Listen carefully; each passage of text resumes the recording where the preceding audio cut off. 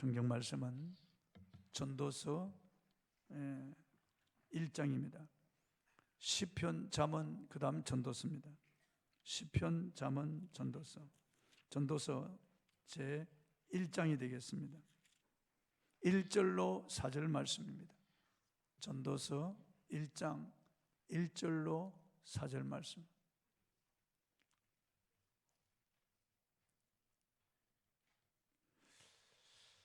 같이 합독하겠습니다. 시작. 다윗의 아들 예루살렘 왕 전도자의 말씀이라. 전도자가 이르되 헛되고 헛되며 헛되고 헛되니 모든 것이 헛되도다. 해 아래서 수고하는 모든 수고가 사람에게 무엇이 유익한가? 한 세대는 가고 한 세대는 오되 땅은 영원히 있도다. 아멘. 허무하지 않나요? 이런 제목으로 오늘 말씀을 통해서 오늘 나누겠습니다. 제가 지난 주간 우리 교회가 속한 노회 그리고 시찰에서 목사님 부부들이 공주 부여를 다녀왔습니다. 공주에 가보니까 벽제에 무령왕릉이 있는데 그 무령왕이 죽을 때 그 무덤 속에 무령왕릉이 쓰던 기명들과 장신구들을 이렇게 넣어두었는데 시체는 다 썩어 없어지고 그 장신구와 기명들 일부가 남아있는데 금과 음으로 만든 것들이 남아있는 것들을 보았습니다. 한때 벽제 전성기에 호령하던 그런 군주요, 권력과 부귀 영화를 누렸던 그런 왕이었지만은 시체도 온데간데 없고 그가 가지고 있던 기명들과 죽은 다음에 검은 장신구들을 넣어두었는데 그게 무슨 소용이 있겠습니까? 너무나 허무하고 허망함을 볼 수가 있었습니다. 이 세상 모든 사람들은 행복을 원합니다. 그것도 이 행복이 지속되기를 원하는 것이죠. 그러나 이 세상에는 영원한 행복이 없습니다.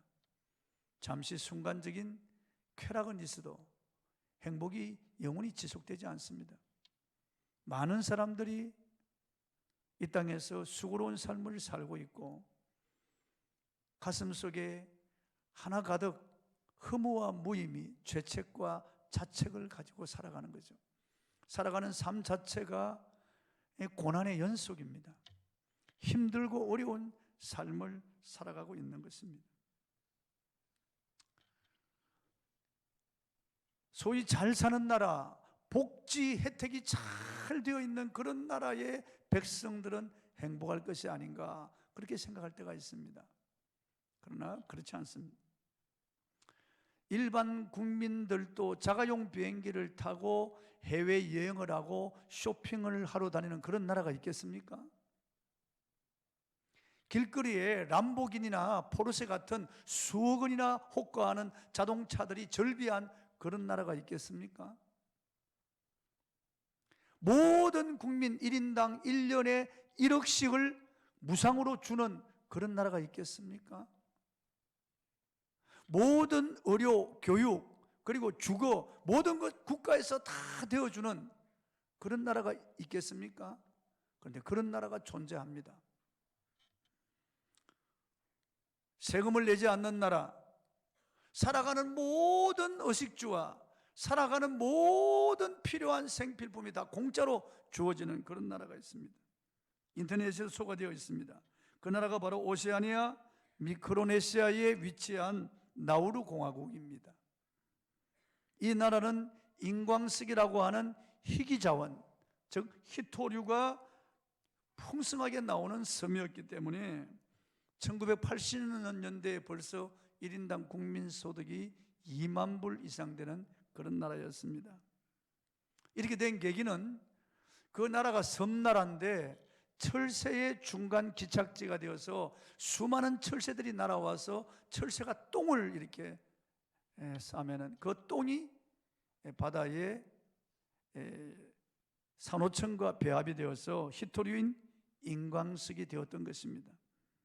그래서 나우루 공화국은 인광석으로 벌어들이는 막대한 돈을 국민에게 공평하게 분배하는 파격적인 정책을 시행했습니다.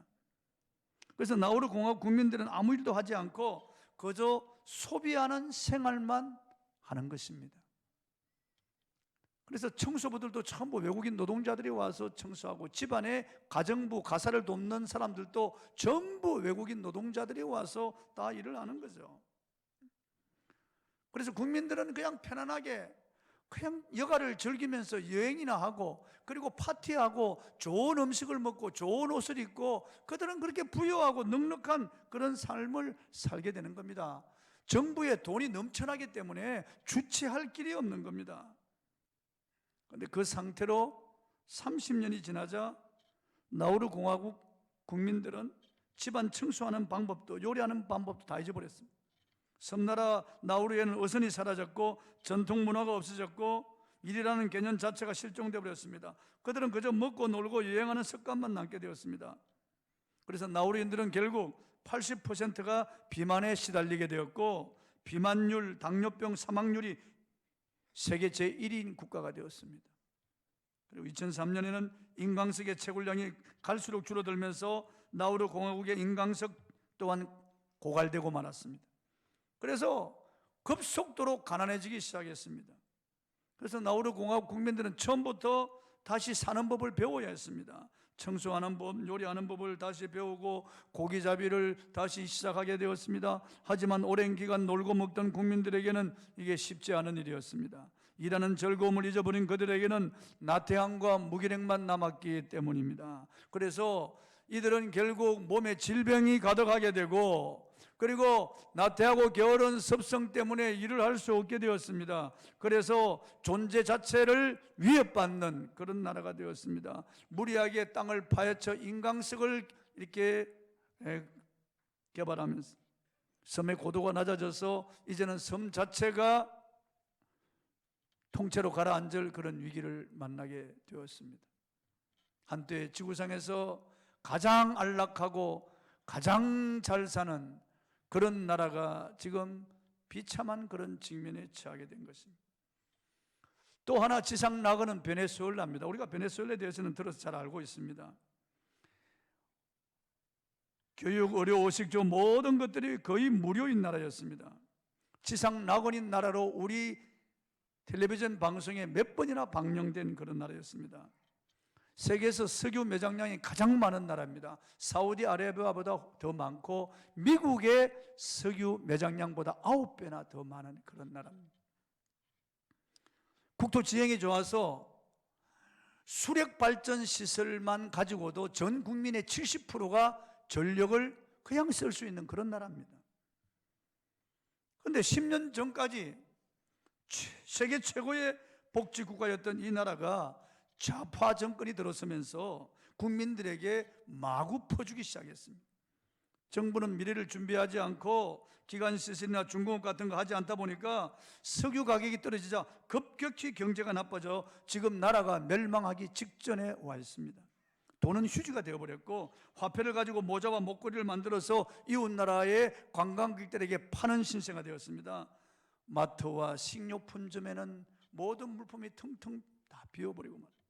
국민들은 쓰레기통을 뒤져도 먹을 것을 구하지 못해서 국민들의 평균 몸무게가 10.3kg 줄어들었습니다. 작년 한 해만 해도 물가가 130만 %가 올랐습니다. 우리나라의 물가가 10%만 올라도 난리가 날 겁니다. 130만 %가 올랐다니까 상상을 초월하는 겁니다. 지난 3년간 베네수엘라를 탈출한 베네수엘라 국민들이 340만 명이 되었는데 미국도 받아주지 않고 브라질도 받아주지 않아서 그야말로 난민이 되어서 떠돌고 있고 비참하게 병으로 그리고 고통으로 죽어가고 있습니다. 그 나라에 남아있는 사람들은 거지가 되어버리고 말았습니다.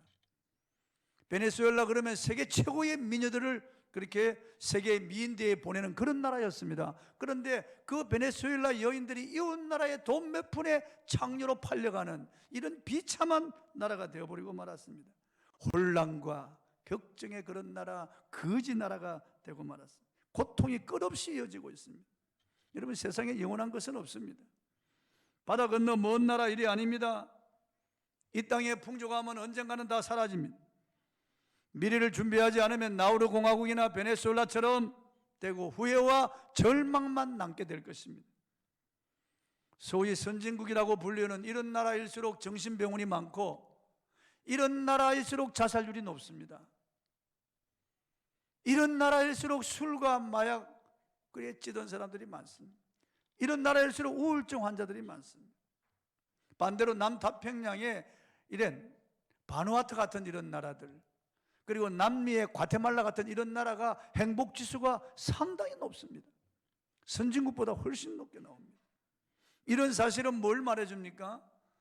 물질이나 그리고 이런 복지시설이 잘 되어 있어도 이것이 우리 인간에게 행복을 가져다 주지를 못한다는 것입니다. 오늘 우리들이 읽은 이 전도서를 기록한 분은 다윗의 아들 솔로몬 왕입니다. 그는 모든 사람 중에 가장 지혜로운 사람입니다. 그는 세계의 열왕 가운데 가장 뛰어난 그런 지혜로운 사람입니다. 그는 이스라엘 역사상 그 나라를 가장 부강하게 만들었던 왕이었습니다. 그가 앉았던 보좌는 상아로 만들어 정금으로 입혔고 궁정 기물은 전부 금으로 만들어서 오늘 귀하게 여기지 아니했으며 그의 재산과 지혜가 천하 열왕보다 컸다고 기록하고 있습니다.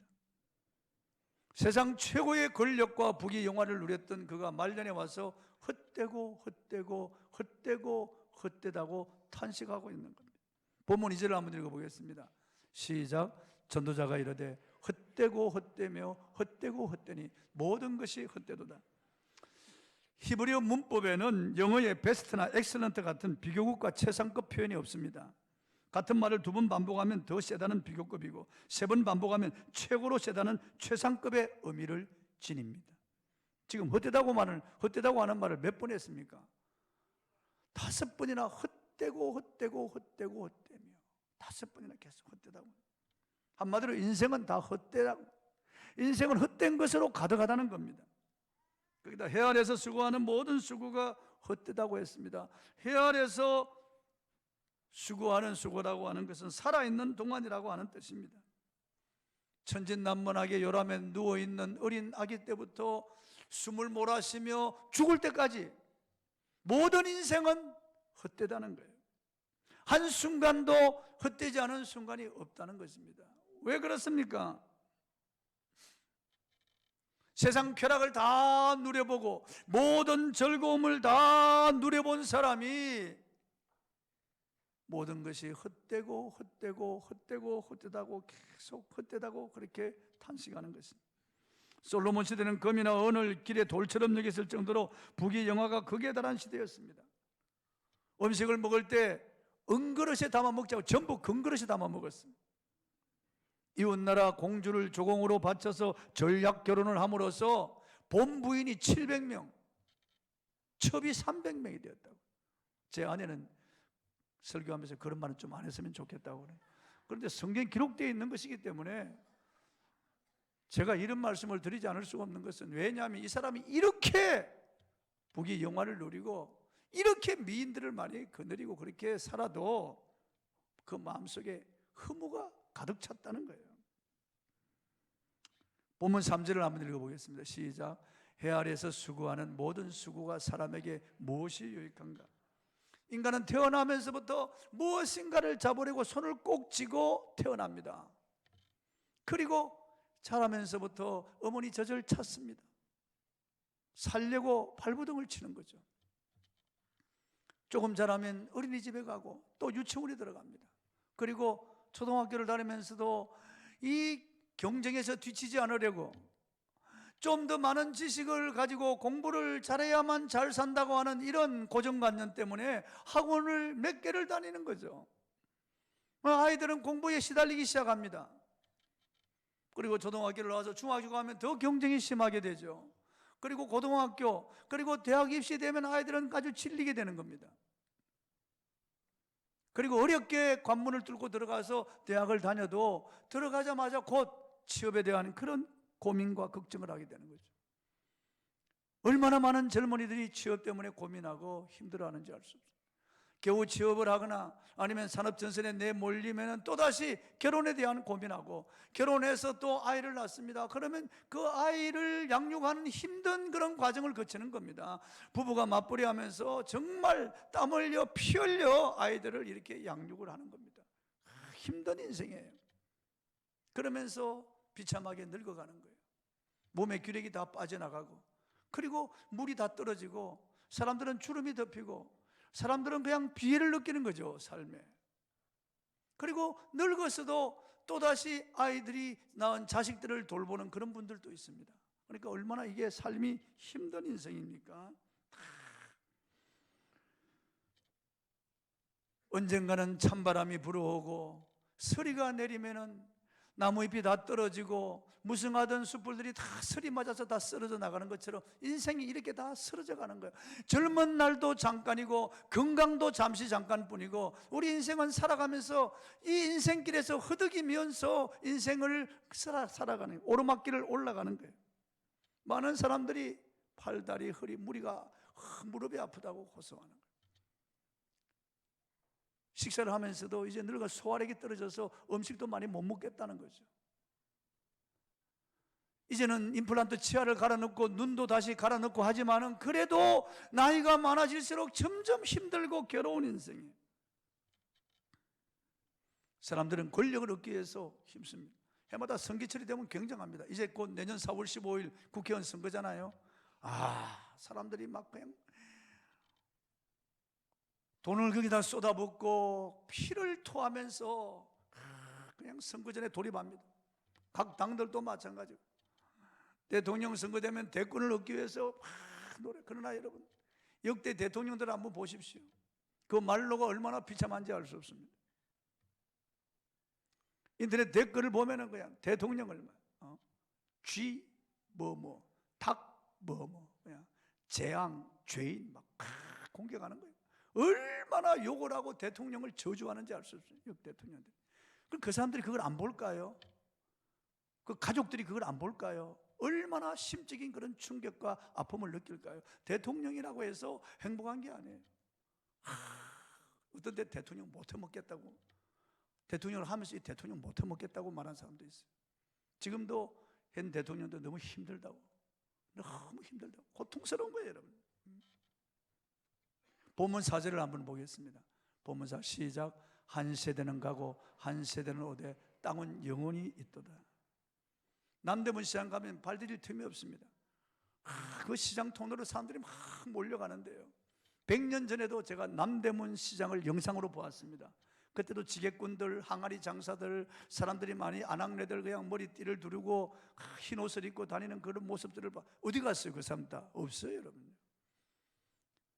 사람들은 다 쓰러져 가는 거예요. 땅은 그대로 있는데 사람들은 다 사라져 가는 거예요. 다. 유행도 다 따라 사람들은 사라져 가는 거예요. 유행 따라, 시대 따라 다 사라져 가는 거예요. 한순간 바람과 같이 사라져 버리고 마는 거예요. 11절 한번 읽어보겠습니다. 시작. 이전 세대들이 기억됨이 없으니 장래 세대도 그 후 세대들과 함께 기억됨이 없으리라. 인간은 죽음으로 다 끝나는 거예요. 우리 안수 집사님에서 통계를 했는데 작년에 우리 교회 30번 장례를 치렀다는 거예요. 올해도 24번 장례를 치렀다는 말을 내가 들었습니다. 다 사람들이 죽어가는 거예요. 죽어가는 거예요. 무엇인가 이루었다고 할지라도, 어떤 명성을 얻었다고 할지라도, 무슨 업적을 남겼다고 할지라도, 무슨 그가 책을 짓고 그가 예술품을 만들었다고 할지라도 죽고 나면 그게 무슨 소용이 있겠습니까? 조금만 지나면 별로 기억됨이 없어요.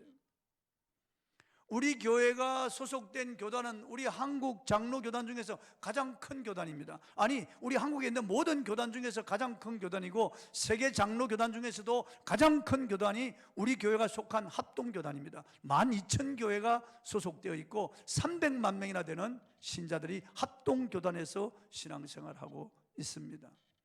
해마다 우리 합동교단 총회가 열리는데 목사, 장로 동수로 해서 1,500명의 총대들이 모여서 회의를 합니다.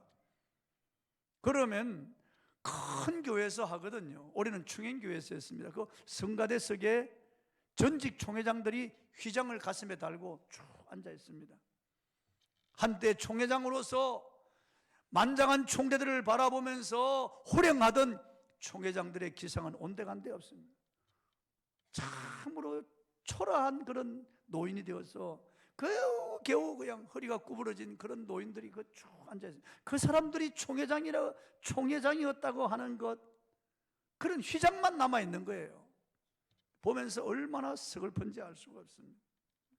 교권도 허무하고 총회장의 직함도 허무하고 한때 그렇게 호령하던 그런 사람들 모두가 다 허무한 것을 볼 수 있습니다. 죽음 앞에 무력하고 죽음 앞에 허무한 인생이죠. 특별히 솔로몬이 모든 수고가 자기에게 무엇이 유익한가, 평생을 살아가면서 무엇인가 이루려고 하였지만 이루어 놓았다고 해도 다 허망한 것입니다. 다큐멘터리 영화 비비안 마이어를 찾아서에는 여류사진 작가인 그녀의 삶이 담겨져 있습니다. 2007년도에 존 말루프라고 하는 한 남자가 창고 세일서 작자 미상의 사진 필름과 박스를 $350에 구입했습니다. 우리 돈 한 40만 원이죠. 그 안에 포함된 사진이 15만 장이 넘었습니다. 이 사진의 가치가 지금 한 장에 수천 달러가 넘어가고 있습니다. 그러니까 엄청난 수천만 달러의 그런 사진을 그냥 쓰레기 그런 통에서 건진 거죠. 당시 존 말루프는 이 사진이 비비안 마이어가 찍은 것이라고 하는 사실을 밝혀냈습니다. 사진작가 비비안 도르세오 마이어는 1926년 2월 미국 뉴욕에서 태어났습니다. 그녀는 여러 이름을 사용했고 신문을 수집했습니다. 비비안 마이어의 사진은 1950년대부터 밀레니엄 시대 이전까지 프랑스와 미국의 모습을 담았습니다. 하지만 정작 사진작가인 그녀는 부모와 가정부, 간병인 등을 거쳐 노숙자로 살다가 비참하게 생을 마감했습니다. 그가 죽은 뒤에 그가 찍은 사진이 수천만 달러, 수억 달러가 나간들 무슨 소용이 있겠습니까? 참으로 허무한 인생입니다. 인생에서 죽음은 모든 것을 부수는 괴물입니다. 죽음은 모든 것을 집어삼키는 괴물이에요. 죽음이 입을 벌리면은 죽음 앞에 막아설 자가 없고 죽음 앞에 도망칠 자가 없습니다. 죽음 앞에 누가 대적할 수 있겠습니까?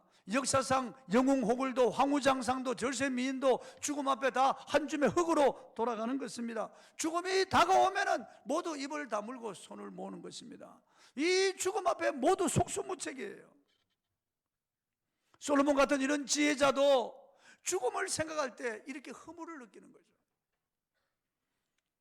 부귀영화를 많이 누린 사람일수록, 권력이 큰 사람일수록, 그리고 지식이 많은 사람일수록 죽음 앞에 더, 가족이 많은 사람일수록, 재산이 많은 사람일수록, 땅이 많은 사람일수록 죽음 앞에 더 허무와 비통함을 느끼는 거예요.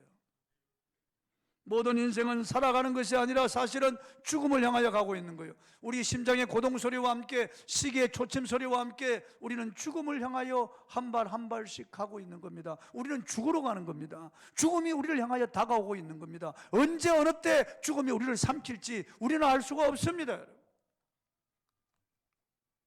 독도에 손가락이 이렇게 한마디가 절단된 사람이 전화를 했습니다.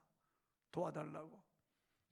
그래서 소방구조대원 헬기가 그 사람을 실으러 캄캄한 밤 9시에 독도에 가서 그 사람을 태우고 이륙해서 2분도 안 돼서 바닷속으로 떨어져서 다 침몰해서 죽고 실종당했어요. 죽은 것으로 생각하는 거죠. 어제 국무총리가 그 실종자 가족을 방문해서 위로하는 모습을 뉴스를 통해서 보았습니다. 그 기장의 아들이 아빠가 돌아온다고 전화를 했습니다. 돌아온다고 전화를 했는데 돌아오지 않았다는 거죠. 빨리 찾아달라고 호소하는 것을 봤습니다. 말은 하지 않았지만 시신을 찾아달라는 것이죠. 사람을 구하러 간 사람이 그렇게 허망하게 그들이 죽을 줄 누가 알았겠습니까? 손가락 한마디 때문에 7명이 그렇게 죽고 실종될 줄 누가 알았겠습니까? 아무도 모르는 거예요. 여러분, 우리의 삶은 무엇입니까? 나는 어디서 와서 왜 삶에 어디로 가는지 알고 있습니까? 여러분 자신의 정체를 알고 있습니까? 여러분의 실존을 알고 있습니까? 세상의 무신론자들이나 불가지론자들은 죽고 나면 그만이야. 우리 인생은 원래 무야. 아무것도 아니야. 죽음으로 끝나는다고 생각하는. 그러니까 더 허무한 것이에요. 진화론주의자들이나 공산주의자들은 우리 인간을 물질로 보는 겁니다. 아메바로부터 진화된 고등동물이다 말. 우리는 동물이다. 우리는 물질이다. 그렇게 가르치고 그렇게 학습되어 왔기 때문에 그들은 정신만 있으면 된다고 생각하는 거죠. 그 정신의 아버지가 김일성이라는 거죠. 이런 가설이나 헛된 철학이 우리 인생을 더 허망하게 만드는 것입니다. 세상 사람들이 허무하게 생각하는 것은 이 땅이 끝이라고 생각하는 거예요. 사람들이 자살로 생을 마감하는 것은 이 땅이 끝이라고 생각하는 거죠. 죽으면 다 잊어버리고 죽으면 끝난다고 생각하는 것입니다. 여러분, 우리가 아메바로부터 진화된 동물에 불과합니까? 우리가 물질입니까? 우리가 우연의 산물입니까? 우리가 죽으면 끝나는 겁니까? 죽은 다음에 의식이 없는 겁니까? 절대로 그렇지 않습니다. 우리는 아메바의 자손이 아닙니다. 우리는 우연의 산물이 아닙니다. 우리는 죽으면 그냥 의식이 없는 무로 돌아가는 것이 아닙니다. 우리는 헛된 것이 아닙니다. 우리는 물질이 아닙니다. 성경은 우리는 하나님으로부터 왔으며 하나님을 영화롭게 하며 살다가 하나님께로 가는 것이에요. 그렇게 말씀하고, 이 우주와 만물을 창조하신 전능하신 여호와 하나님이 우리 아버지시고 우리를 지으신 분이라고 말씀하고 있습니다. 그분을 만나야만 우리는 내 자신을 알게 되고 인생의 실존을 알게 되고 참된 의미와 가치를 알게 되고, 그분을 만나야만 우리는 인생의 행복을 누릴 수가 있습니다.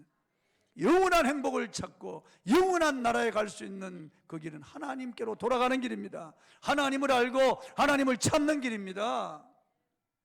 전도서 12장 1절 2절입니다. 이 전도자가 이제 깨닫고 우리에게 지금 권면하는 겁니다. 읽어보겠습니다. 시작. 너는 청년의 때 너의 창조주를 기억하라. 곧 공고한 날이 이르기 전에, 나는 아무 낙이 없다고 할 해들이 가깝기 전에, 빛과 달과 별들이 어둡기 전에, 빛 위에 구름이 다시 일어나기 전에 그러하라.